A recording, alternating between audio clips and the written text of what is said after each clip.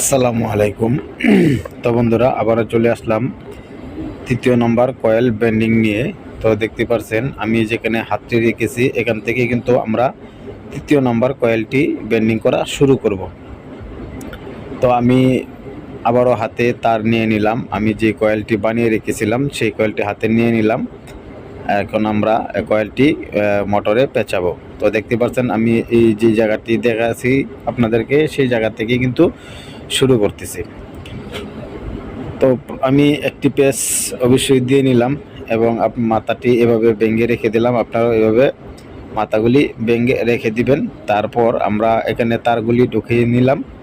ঢুকানোর পর আমরা এখানে কাঠি ব্যবহার করব। অবশ্যই আপনারাও কাঠি ব্যবহার করবেন। যদি কাঠি ব্যবহার না করেন তাহলে কিন্তু আপনার কয়েলটি শর্ট থাকার সম্ভাবনা থেকে যায়। এই কারণে কিন্তু আমরা কাঠিগুলি ব্যবহার করি।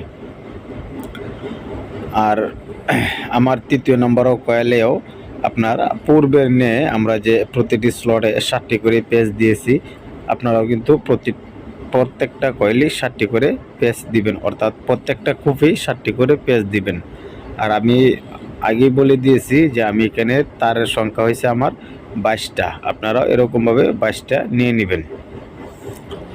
তো দেখতে পাচ্ছেন আমি দুটি ঘর সম্পূর্ণ করেছি। আপনাদেরকে এই দুটি ঘর দেখাইনি কারণ আমি স্কিপ করে দিয়েছি, আপনারা অবশ্যই বুঝে নেবেন।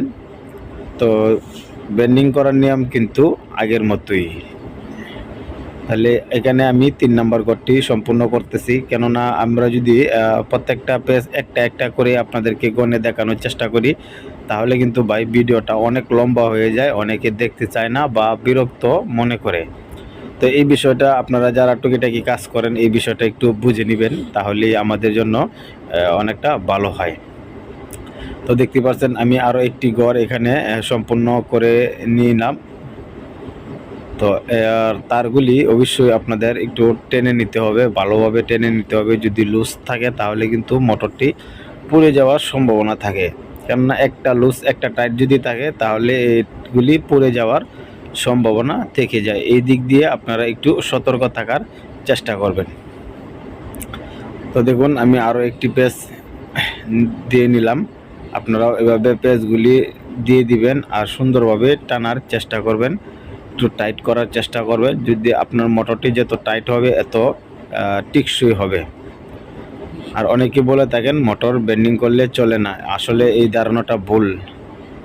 আমরা এরকম অনেক মোটর বেন্ডিং করে দিয়েছি, আল্লাহর রহমত চলতেছে। আপনারা যদি সঠিক নিয়মে বেন্ডিং করেন তাহলে কিন্তু আপনাদের মোটরটিও চলবে। তো দেখতে পাচ্ছেন আমি মোটরের যে 4 নাম্বার স্লটটি আছে, আমি মোটরের 4 নাম্বার স্লটটিও কিন্তু বেন্ডিং করে নিলাম, পেঁচ দিয়ে নিলাম। আপনারাও পেঁচ দিয়ে নেবেন এবং এভাবে সুন্দরভাবে টেনে নেবেন। আর মোটরটি টানার পর যখন আপনাদের কয়েলটি বাদাই করা শেষ হবে তারপরেও কিন্তু আরও অনেক কাজ থেকে থাকে, যেরকম এই মোটরে আপনার জাম পরানো লাগে। তো দেখতে পাচ্ছেন আমি কিন্তু জাম দেওয়ার জন্য পেপার সেট করে নিলাম। তো এবার এরকমভাবে মাপ দিয়ে পেপার কেটে নিয়ে সুন্দর করে আপনারা প্রত্যেকটি কূপে আপনার জামগুলি দিয়ে দিতে হবে। আর যদি জামগুলি আমরা ব্যবহার না করি তাহলে কিন্তু যে গ্যাপগুলি থাকে, যে ফাঁকা জায়গাগুলি থাকে, সেদিক থেকে কিন্তু তামা বের হয়ে যেতে পারে। আর তামা যদি বের হয়ে যায় তাহলে কিন্তু আপনার কয়েলটিও নষ্ট হয়ে যাবে।